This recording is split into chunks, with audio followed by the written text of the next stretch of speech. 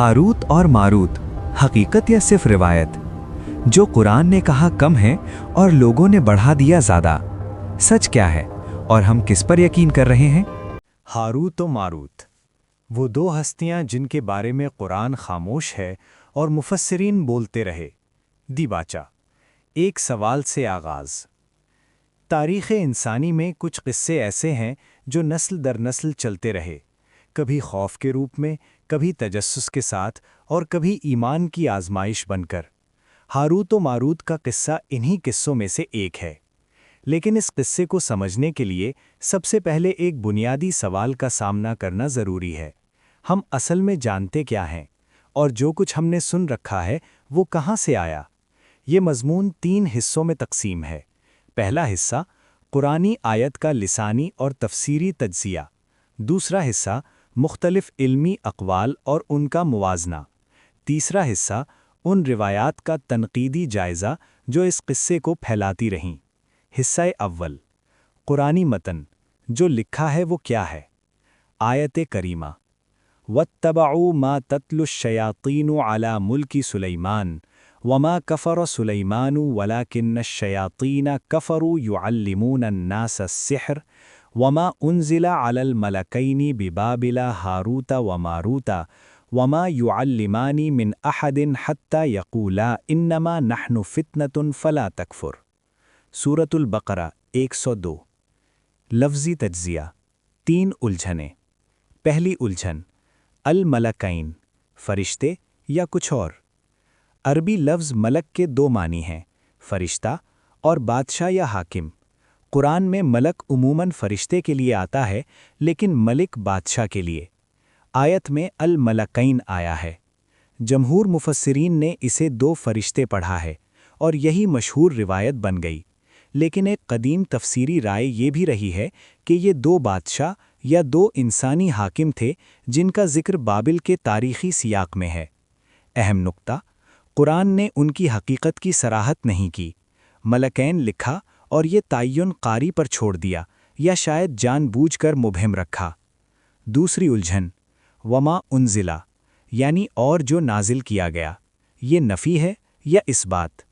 ये आयत का सबसे पेचीदा नहवी मसला है। वमा के 2 मतलब हो सकते हैं। पहला मतलब इस्बाती, और जो हारूत व मारूत पर नाजिल किया गया, यानी ये दोनों जादू सिखाते थे जो उन पर नाजिल हुआ था। दूसरा मतलब नाफ़ी, और नहीं जो हारूत व मारूत पर नाजिल किया गया, यानी जादू वो नहीं था जो उन पर आया, बल्कि शयातीन ने जादू घड़ा और हारूत व मारूत का नाम लगा दिया।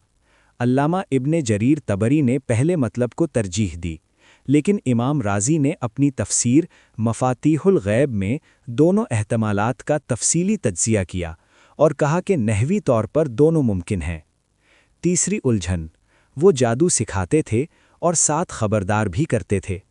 आयत में आता है, और वो किसी को ना सिखाते थे जब तक ये ना कह देते हम तो फितना हैं, सो तू काफिर ना हो। ये एक अजीब सूरत हाल है। अगर ये फ़रिश्ते थे और जादू सिखाना बुरा था तो वो सिखाते क्यों थे? और अगर सिखाना उनकी जिम्मेदारी थी तो उन्हें खबरदार क्यों करना पड़ता था? ये उलझन इस किस्से की सबसे गहरी फ़िक्री दरार है, जिसका तफसीरी अदब में कोई एक मुत्तफ़िक़ा जवाब मौजूद नहीं। हिस्सा दोम, इल्मी अक़वाल, कौन क्या कहता है? पहला कौल, ये 2 फ़रिश्ते थे जो आज़माइश के लिए भेजे गए। ये सबसे मशहूर रिवायत है। इसके मुताबिक अल्लाह ताला ने 2 फ़रिश्तों हारूत व मारूत को इंसानी सूरत में बाबिल यानी मौजूदा इराक़ में भेजा ताकि लोगों को जादू की आज़माइश में डालें और देखें कि कौन ईमान की राह चुनता है और कौन गुमराही। इस रिवायत के मुताबिक वो हर सीखने वाले को ख़बरदार करते कि हम फितना हैं, जादू सीख कर कुफ्र मत इख्तियार करना। जो फिर भी सीखता वो अपनी ज़िम्मेदारी पर सीखता। इस कौल की बुनियाद अल्लामा तबरी की तफसीर, इब्ने कसीर की अल बिदाया व निहाया और कसीर रिवायात हैं जो बनी इसराइल के ज़राए से आईं। इस कौल का मसला, फ़रिश्ते मासूम होते हैं, वो अल्लाह के हुक्म की खिलाफ वर्जी नहीं कर सकते, तो फिर वो जादू जैसा नुकसानदेह इल्म क्यों सिखा रहे थे? इसका जवाब मुफस्सिरीन ये देते हैं कि ये अल्लाह का हुक्म था, आज़माइश के तौर पर। लेकिन ये जवाब एक और सवाल पैदा करता है کیا اللہ فرشتوں کو حکم دیتا ہے کہ لوگوں کو گمراہ کرنے کا سامان دیں؟ دوسرا قول، یہ فرشتے نہیں، دو انسان تھے۔ ایک اقلیتی لیکن علمی طور پر قابل توجہ رائے یہ ہے کہ الملکین سے مراد دو بادشاہ یا دو انسانی ہستیاں ہیں، فرشتے نہیں۔ اس رائے کے حامی اشارہ کرتے ہیں کہ قرآن میں کہیں صراحت سے نہیں لکھا کہ یہ آسمانی فرشتے تھے۔ ملکین لفظ مبہم ہے، اور بابل کی تاریخ میں ایسے دو حاکموں کا ذکر ملتا ہے جو جادو اور کہانت کو سرکاری سرپرستی دیتے تھے۔ یہ رائے ابن حزم اندلسی اور بعد میں بعض جدید محققین نے پیش کی۔ حالانکہ یہ اقلیتی موقف ہے، لیکن نحوی اور تاریخی بنیاد پر اسے مکمل رد نہیں کیا جا سکتا۔ تیسرا قول، یہ آزمائشی نظام تھا، علم بذات خود برا نہیں۔ بعض علماء نے یہ زاویہ اختیار کیا کہ ہاروت و ماروت کو جادو کا علم اس لیے دیا گیا کہ لوگ اسے سمجھ کر اس سے بچ سکیں، جس طرح زہر کی معلومات دینا زہر دینا نہیں۔ اس رائے کے روح میں وہ ایک تعلیمی کردار میں تھے۔ وہ لوگوں کو جادو اس لیے سکھاتے تھے کہ وہ اس کی حقیقت جانیں اور اسے رد کریں، نہ کہ اسے استعمال کریں۔ خبردار کرنا اسی سیاق کا حصہ تھا۔ امام غزالی نے اپنے فلسفیانہ نقطہ نظر سے اس قصے کو علم اور آزمائش کے تعلق کے طور پر دیکھا۔ ہر علم کے ساتھ ذمہ داری آتی ہے، اور اختیار کا امتحان اسی ذمہ داری کے ذریعے ہوتا ہے۔ چوتھا قول، یہ پوری روایت اسرائیلیات پر مبنی ہے۔ یہ ایک جرت مند لیکن قابل بحث موقف ہے جو بعض جدید محققین نے پیش کیا۔ ان کے مطابق قرآن نے صرف ایک مختصر اور واضح بات کہی کہ بابل میں جادو پھیلا اور ہاروت و ماروت کا نام آیا۔ باقی تمام تفصیلات، جنت سے اترنا، انسانی صورت اختیار کرنا، کسی عورت سے عشق، پکڑے جانا، سزا، یہ سب بنی اسرائیلی روایات یعنی اسرائیلیات سے تفسیر میں داخل ہوئیں۔ امام ابن تیمیہ نے اسرائیلیات کے بارے میں عمومی اصول دیا: جو قرآن اور سنت سے ثابت ہو مانو، جو رد ہو رد کرو، اور جو نہ ثابت ہو نہ رد، اس کے بارے میں نہ ہاں کہو نہ نہ۔ ہاروت و ماروت کی تفصیلی داستان اس تیسری قسم میں آتی ہے، نہ قرآن سے ثابت، نہ صحیح حدیث سے، اور نہ قطعی طور پر رد۔ حصہ سوم، وہ روایات جو مشہور ہیں، کتنی پرانی، کتنی قابل اعتماد۔ مشہور قصہ کیا ہے؟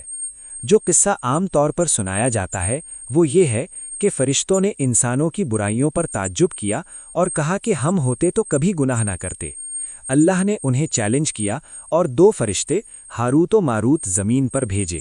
وہ زناکاری، شراب اور قتل سے بچتے رہے، لیکن پھر ایک خوبصورت عورت جس کا نام بعض روایات میں زہرہ بتایا گیا ہے کہ فتنے میں آ گئے، پکڑے گئے اور انہیں عذاب کا اختیار دیا گیا، یا دنیا میں یا آخرت میں۔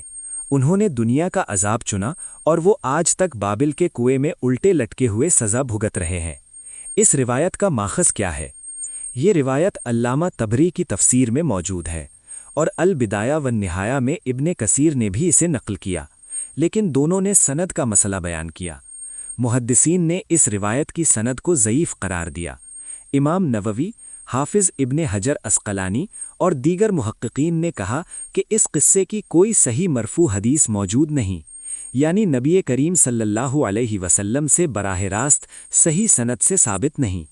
جو روایات ملتی ہیں یا تو موقوف ہیں یعنی صحابی تک پہنچتی ہیں، یا مرسل، یا ان میں راویوں کا مسئلہ ہے۔ بعض روایات کعب الاحبار سے آئی ہیں جو ایک یہودی عالم تھے جنہوں نے اسلام قبول کیا، اور ان کی بہت سی روایات کو محدثین نے قبول نہیں کیا۔ زہرہ، ستارہ یا عورت۔ روایت میں ایک عورت کا ذکر ہے جس نے فرشتوں کو آزمایا۔ بعض قصہ گویوں نے یہ تک کہا کہ اسے ستارہ بنا دیا گیا، اور وہی آج زہرہ یعنی وینس ہے۔ یہ بالکل واضح اسرائیلی یا قبل از اسلام عربی اسطوری روایت ہے جس کا قرآن سے کوئی تعلق نہیں۔ یونانی اساطیر میں بھی وینس کی کہانیاں ملتی ہیں۔ یہ ثقافتی داستانوں کا ملاپ ہے جو تفسیری ادب میں گھس آیا۔ ابن کثیر نے خود اس حصے پر تنقید کی اور کہا کہ زہرہ والی بات بے بنیاد ہے۔ بابل، تاریخی سیاق۔ بابل یعنی موجودہ جنوبی عراق قدیم دنیا کا ایک عظیم سحری اور علمی مرکز تھا۔ یہاں قلدانی علماء سحر، فلکیات اور کہانت میں مہارت رکھتے تھے۔ بابل کا نام قرآن میں اسی تاریخی حقیقت کے ساتھ آیا ہے۔ تاریخی طور پر بابل میں اینوما اینو انلیل جیسی سحری تحریریں ملتی ہیں، فلکیاتی اور سحری متون جو قرن 7ویں قبل از مسیح سے بھی پرانے ہیں۔ یعنی جادو بابل میں ایک تاریخی حقیقت تھی۔ قرآن نے اسی تاریخی حقیقت کو پس منظر میں استعمال کیا۔ حصہ چہارم، فکری تجزیہ۔ اصل سوالات کیا ہیں؟ پہلا سوال، کیا فرشتے گناہ کر سکتے ہیں؟ قرآن کا موقف واضح ہے، فرشتے اللہ کے احکام کی نافرمانی نہیں کرتے۔ سورۃ التحریم 6۔ وہ معصوم ہے، اپنے نفس کی خواہشوں کے تابع نہیں۔ اگر یہ مانا جائے کہ ہاروت و ماروت فرشتے تھے اور انہوں نے گناہ کیا تو یہ فرشتوں کی معصومیت کے قرآنی اصول سے ٹکراتا ہے۔ بعض مفسرین نے اس کا حل یہ نکالا کہ وہ فرشتوں کی وہ قسم تھے جن میں نفسانی خواہش ودیت کی گئی تھی، آزمائش کے طور پر۔ یہ ایک مخصوص تفسیری حل ہے جس کی قرآن میں کوئی صریح دلیل نہیں۔ ایک اور حل، وہ آزمائشی کردار میں تھے اللہ کے حکم سے، اس لیے ان کا جادو سکھانا گناہ نہیں تھا بلکہ ذمہ داری تھی۔ لیکن اگر یہ مانا جائے تو پھر وہ کفر جس سے وہ خبردار کرتے تھے وہ جادو سیکھنے میں نہیں بلکہ جادو کو غلط مقصد کے لیے استعمال کرنے میں تھا۔ دوسرا سوال، جادو علم ہے یا کفر؟ قرآن نے جادو کو کفر سے جوڑا، فلا تکفر، لیکن یہ سوال اہم ہے، کیا جادو سیکھنا بذات خود کفر ہے یا اسے ایمان کے خلاف استعمال کرنا کفر ہے؟ فقہا میں اس پر اختلاف ہے۔ امام مالک، احمد بن حنبل اور شافعی کی ایک رائے یہ ہے کہ جادو کا عمل کفر ہے، لیکن بعض علماء نے کہا کہ جادو کی اقسام ہیں، کچھ شرک پر مبنی، کچھ محض نفسیاتی یا طبی اثر۔ قرآن کا اشارہ یہ لگتا ہے کہ کفر وہاں ہوتا ہے جہاں جادو کو اللہ کے مقابل طاقت کے طور پر استعمال کیا جائے، نہ کہ محض علم کے طور پر جاننا۔ تیسرا سوال، اسرائیلیات کی حد کیا ہے؟ اسرائیلیات وہ روایات ہیں جو یہودی یا مسیحی مذہبی ادب سے مسلم تفسیری روایت میں داخل ہوئیں۔ یہ ضروری نہیں کہ جھوٹی ہوں، لیکن انہیں قرآن کی صریح تائید کے بغیر قبول نہیں کیا جا سکتا۔ ہاروت و ماروت کی تفصیلی داستان، فرشتوں کا اترنا، آزمائش، عورت، بابل کا کنواں، ان سب کی جڑیں تلمود اور یہودی اپوکرفا یعنی غیر متعارف مذہبی کتب میں ملتی ہیں۔ یہ ایک تاریخی حقیقت ہے، کوئی الزام نہیں۔ مسئلہ یہ نہیں کہ یہ روایات بیان کی گئیں، مسئلہ یہ ہے کہ انہیں قرآنی حقیقت کے طور پر پیش کیا جانے لگا، جبکہ یہ قرآنی متن میں نہیں ہے۔ چوتھا سوال، قرآن نے ابہام کیوں رکھا؟ یہ شاید سب سے گہرا سوال ہے۔ قرآن نے صرف اتنا بتایا جتنا اس کے مقصد کے لیے ضروری تھا۔ بابل میں جادو پھیلا، لوگوں نے اسے سیکھا اور ہاروت و ماروت کا نام اس سیاق میں آیا۔ قرآن تاریخ کی کتاب نہیں، وہ ہدایت کی کتاب ہے۔ اس نے جادو کے نقصان کا سبق دینا تھا کہ جادو انسانوں کو توڑتا ہے، خاندان تباہ کرتا ہے اور یہ راستہ کفر کی طرف جاتا ہے۔ یہ سبق دے دیا۔ ہاروت و ماروت کون تھے؟ یہ سوال قرآن کے مقصد کا حصہ نہیں تھا۔ جہاں قرآن خاموش ہے وہاں ہمیں بھی یقین کی جگہ احتمال رکھنا چاہیے، اور جہاں احتمال ہو وہاں کھلے ذہن سے سوچنا چاہیے۔ خلاصہ، جو ثابت ہے، جو ممکن ہے، جو غیر یقینی ہے، جو قرآن سے ثابت ہے۔ بابل میں جادو کا رواج تھا، ہاروت و ماروت کا نام اس سیاق میں آیا۔ وہ لوگوں کو جادو سکھاتے تھے لیکن پہلے خبردار کرتے تھے۔ جادو سیکھ کر اسے برے مقصد کے لیے استعمال کرنا گمراہی ہے۔ جادو نقصان دہ ہے، خاص طور پر میاں بیوی کے درمیان جدائی ڈالنے والا۔ جو ممکن ہے لیکن یقینی نہیں۔ یہ کہ وہ فرشتے تھے، یہ مشہور تفسیری رائے ہے لیکن قرآنی متن میں صریح نہیں۔ یہ کہ وہ آزمائشی مقصد سے بھیجے گئے، ممکن ہے لیکن قطعی نہیں۔ یہ کہ وہ دو انسانی حاکم تھے، علمی طور پر قابل توجہ لیکن اقلیتی رائے، جو غیر ثابت ہے۔ کنویں میں الٹے لٹکنے کی روایت، زہرا والا قصہ، عورت سے عشق کی داستان، یہ سب یا تو ضعیف ہیں یا اسرائیلیات پر مبنی ہیں۔ انہیں قرآنی حقیقت کے طور پر بیان کرنا علمی دیانتداری کے خلاف ہے۔ اختتامیہ، جہاں قرآن خاموش ہو وہاں ہم کیا کریں؟ ہاروت و ماروت کا قصہ ہمیں ایک بڑا سبق دیتا ہے، لیکن وہ سبق جادو کے بارے میں نہیں بلکہ علم کے بارے میں ہے۔ جب قرآن کسی چیز کی تفصیل نہیں بتاتا تو اس کی خاموشی حکمت ہے۔ ہم پر لازم ہے کہ ہم اس خاموشی کو قصوں سے نہ بھریں، روایات کو قرآن کا مقام نہ دیں، اور جہاں اختلاف ہو وہاں یقین کا ادعا نہ کریں۔